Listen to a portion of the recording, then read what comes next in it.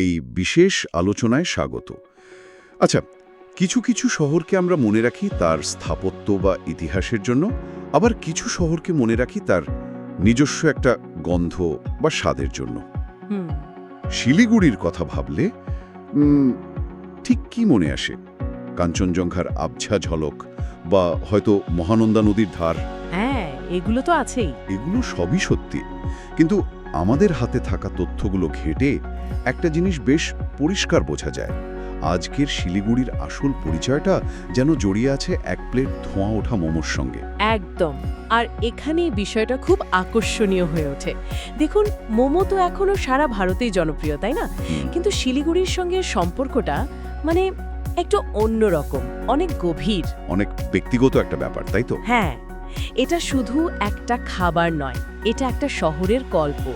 আমাদের আজকের আলোচনার উদ্দেশ্য হলো কিভাবে এর উৎস তো তিব্বতী বা নেপালি, সেই খাবারটা শিলিগুড়ির মতো একটা বহু সাংস্কৃতিক শহরের আত্মার সঙ্গে মিশে গেল, তার শিকড়টা খুঁজে বের করা। ঠিক আছে, তাহলে আসুন এই গল্পের গভীরে প্রবেশ করা যাক। আমাদের তথ্যগুলো যা বলছে, শিলিগুড়ি হলো বাংলা, নেপাল, ভুটান, সিকিম আর উত্তর পূর্ব ভারতের সংস্কৃতির একটা জাংশন পয়েন্ট, একটা চৌরাস্তার মতো, একটা মেল্টিং পট যাকে বলে। একদম এই রকম একটা জায়গায় যেখানে এত ভাষার, এত সংস্কৃতির মানুষ, সেখানে মোমো কিভাবে সবার মন জয় করে নিল।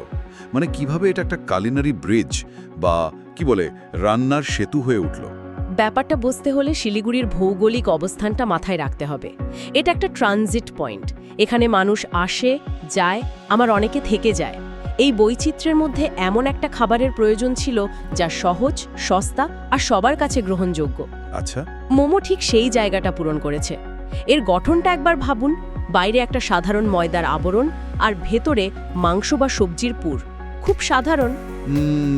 কোনো জটিলতা নেই। হ্যাঁ, এটা কোনো জটিল বাঙালি ঝোল বা ধরুন উত্তর ভারতীয় কারির মতো নয়। এটা একটা সম্পূর্ণ যাকে বলে সেলফ কন্টেইনড খাবার। তার মানে আপনি বলতে চাইছেন যে এর এই সরলতাই এর সবচেয়ে বড় শক্তি। এটা কোনো বিশেষ সংস্কৃতির উপর একাধিপত্য দেখায় না, তাই সবাই সহজেই আপন করে নিতে পারে। একদম ঠিক এই পয়েন্টটাই। এটা একটা কালচারাল নিউট্রাল গ্রাউন্ড তৈরি করে দেয়। একজন বাঙালি, একজন নেপালি বা একজন মারওয়াড়ি, সবার কাছেই এটা সমানভাবে নতুন, আবার সমানভাবে আপন। বাহ, এটা তো দারুণ একটা দিক। আমাদের সূত্র অনুযায়ী শিলিগুড়ির প্রত্যেকটা পাড়ায়, প্রত্যেকটা গলিতে মোমোর দোকান আছে, আর প্রায় সবারই নিজের নিজের একটা প্রিয় দোকান আছে। আচ্ছা, এটা শুধু খাওয়ার ঘটনা নয়, এটা এমন একটা অভিজ্ঞতা যা ভাষা বা সংস্কৃতির দেওয়ালটাতেই ভেঙে দেয়। আমি ব্যাপারটা কল্পনা করার চেষ্টা করছি। হয়তো দুটো মানুষ যারা একে অপরের ভাষা ঠিকমতো বোঝেনও না, কিন্তু এক প্লেট মোমো সামনে রেখে সহজেই একটা সংযোগ অনুভব করতে পারছেন। ঠিক। এটা তো শুধু পেট ভরানো নয়, এটা একটা সামাজিক আঠার মতো কাজ করছে, যা বিভিন্ন সম্প্রদায়দের একসঙ্গে জুড়ে রাখছে। একেবারে। সমাজবিজ্ঞানের ভাষায় একে শেয়ার্ড কালচারাল আর্টিফ্যাক্ট বলা যেতে পারে।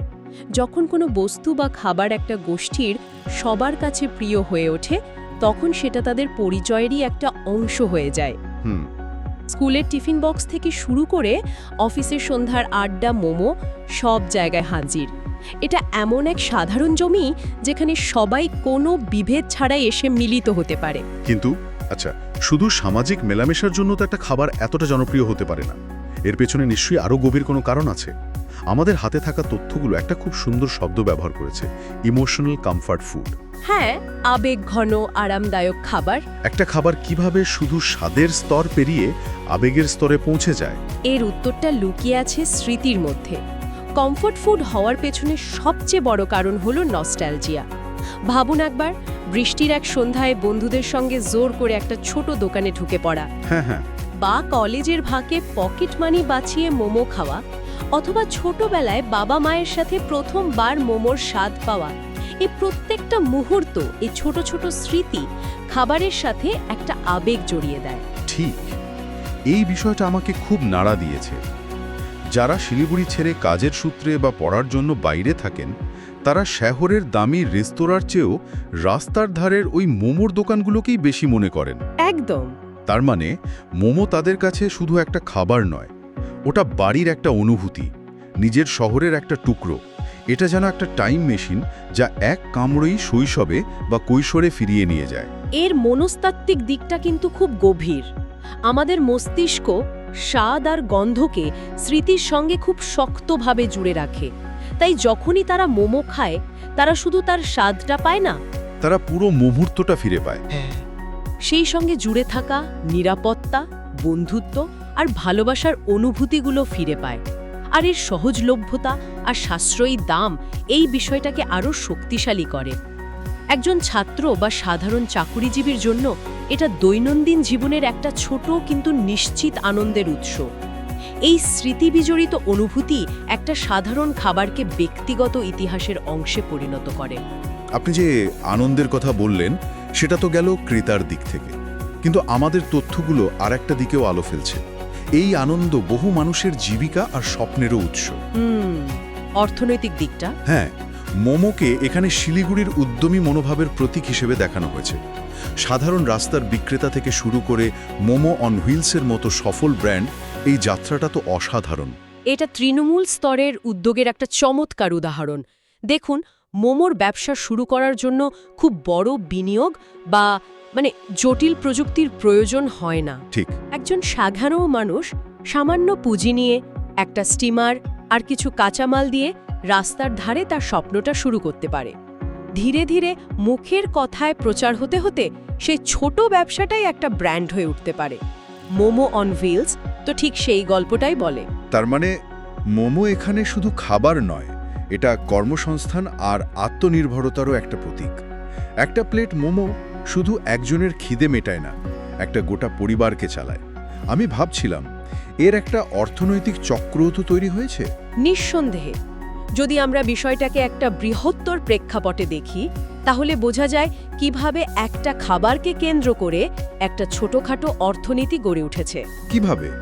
শুধু বিক্রেতাই তো নন, এর সঙ্গে জড়িত আছেন ময়দা, মাংস, সবজি সরবরাহকারীরা, চাটনি বানানোর জন্য লঙ্কা বা টমেটোর যোগানদার, একটা সম্পূর্ণ সাপ্লাই চেইনের ওপর নির্ভরশীল। আচ্ছা আচ্ছা। সুতরাং একটা প্লেট মোমো আসলে একটা সম্পূর্ণ অর্থনৈতিক চাকা সচল রাখে। এটা প্রমাণ করে যে স্থানীয় চাহিদাকে ভিত্তি করে কিভাবে সফল ব্যবসায়িক মডেল তৈরি করা সম্ভব। তাহলে আমরা দেখলাম মোমো কিভাবে সংস্কৃতিকে জুড়ছে, স্মৃতিকে উস্কে দিচ্ছে, আবার অর্থনীতিকেও চালাচ্ছে। কিন্তু এর আরেকটা দিক আছে যেটা আমার সবচেয়ে আকর্ষণীয় লেগেছে। কোনটা? সেটা হলো এর সামাজিক দিক। তথ্যগুলো বলছে মোমো খাওয়াটা শুধু খাওয়া নয়, এটা একটা রীতি বা রিচুয়ালের মতো হয়ে গেছে। যেমন ধরুন, বন্ধুদের মধ্যে চাটনির ঝাল নিয়ে তর্ক করা বা প্লেটের শেষ মোমোটা কে খাবে তা নিয়ে খুনসুটি করা। হ্যাঁ, এই ছোট ছোট সামাজিক রীতিগুলোর গুরুত্ব অম্যাংস। এই পুনরাবৃত্তিমূলক কাজগুলোই কিন্তু একটা সম্প্রদায়ের নিজস্ব সংস্কৃতি তৈরি করে, বিশেষ করে তরুণদের মধ্যে। আচ্ছা। চাটনির ঝাল নিয়ে তর্কটা তো আসলে ঝাল নিয়ে নয়, ওটা বন্ধুত্বের অধিকারের প্রকাশ। এর মাধ্যমে একে অপরের সঙ্গে মজা করা, রাগ করা, আবার মিলে যাওয়া, এই পুরো প্রক্রিয়াটা সামাজিক বন্ধনকে আরও মজবুত করে। এই সাধারণ মুহূর্তগুলোই অসাধারণ স্মৃতি হয়ে থেকে যায়। আমাদের সূত্র এর তুলনা করেছে কলকাতার চা বা মুম্বাইয়ের বড়া পাওয়ের সঙ্গে। তুলনাটা আমার একদম সঠিক মনে হয়েছে। একদম পারফেক্ট তুলনা।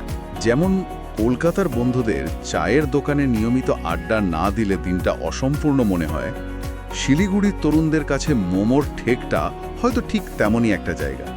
গভীর রাতে সেবক রোডের কাছে মোমো খেতে যাওয়ার যে উল্লেখ রয়েছে, ওটা তো একটা অ্যাডভেঞ্চার। হ্যাঁ, ওটা শুধু খিদে মেটানোর জন্য নয়, ওটা একটা অভিজ্ঞতা। হ্যাঁ, তুলনাটা একদম যথার্থ। এই খাবারগুলো এক একটি কি বলে সোশ্যাল লুব্রিকেন্ট, অর্থাৎ এগুলো মানুষকে একত্রিত হতে, কথা বলতে এবং সম্পর্ক গভীর করতে সাহায্য করে। এই রীতিগুলো একটা শহরের নিজস্ব পরিচয় তৈরি করে, যা বাইরের মানুষও সেই শহরকে নিয়ে ভাবার সময় মনে রাখে। এগুলোই একটা শহরকে প্রাণবন্ত করে তোলে। তাহলে এই সবকিছুর অর্থ কি দাঁড়ায়? আমরা দেখলাম মোমো কিভাবে সাংস্কৃতিক সেতু, আরামদায়ক খাবার, জীবিকা এবং সামাজিক রীতি হয়ে উঠল। তাহলে কি আমরা বলতে পারি যে শিলিগুড়ির যে পরিচয়, উত্তর পূর্ব ভারতের প্রবেশদ্বার, তাকে ছাপিয়ে মোমো নিজের একটা নতুন পরিচয় তৈরি করেছে? মানে যারা খেতে ভালোবাসে তাদের কাছে শিলিগুড়ি এখন মোমোর প্রবেশদ্বার। আমার তো মনে হয় এটাই এই যাত্রার চূড়ান্ত পর্যায়। যখন একটা খাবার শুধু শহরের ভেতরের কোনো প্রিয় বস্তু থাকে না, বরং শহরটারই পরিচয়ক হয়ে ওঠে। তখন সেটা শহরের সংস্কৃতির দূত হয়ে যায়। হ্যাঁ, ঠিক তাই।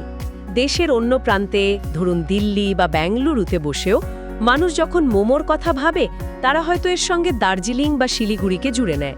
দার্জিলিং এবং শিলিগুড়ির হাত ধরেই যে মোমোর জনপ্রিয়তা সারা দেশে ছড়িয়ে পড়েছে, এটা নিয়ে স্থানীয়দের মধ্যে যে গর্ব কাজ করে, তার উল্লেখ আমাদের সূত্রেও রয়েছে। এই গর্বের অনুভূতিটা খুব স্বাভাবিক। নিজের শহরের একটা সাধারণ জিনিস যখন জাতীয় স্তরে পরিচিতি পায়, তখন শহরের মানুষেরাও নিজেদের সেই পরিচয়ের অংশীদার বলে মনে করে। তাহলে কি আমরা বলতে পারি যে মোমো এখন শিলিগুড়ির ব্র্যান্ড অ্যাম্বাসেডর? নিঃসন্দেহে এটা শহরটিকে একটা অনন্য রন্ধন সম্পর্কীয় পরিচয় দিয়েছে। আজকাল শহরগুলো শুধু তাদের ঐতিহাসিক স্থান বা শিল্পের জন্য পরিচিত হয় না, তাদের খাবারের জন্যও পরিচিত হয়। যেমন হায়দ্রাবাদ বিরিয়ানির জন্য বা লখনৌ কাবাবের জন্য বিখ্যাত। ঠিক, শিলিগুড়ি সেই তালিকায় মোমোর মাধ্যমে নিজের জায়গা করে নিয়েছে।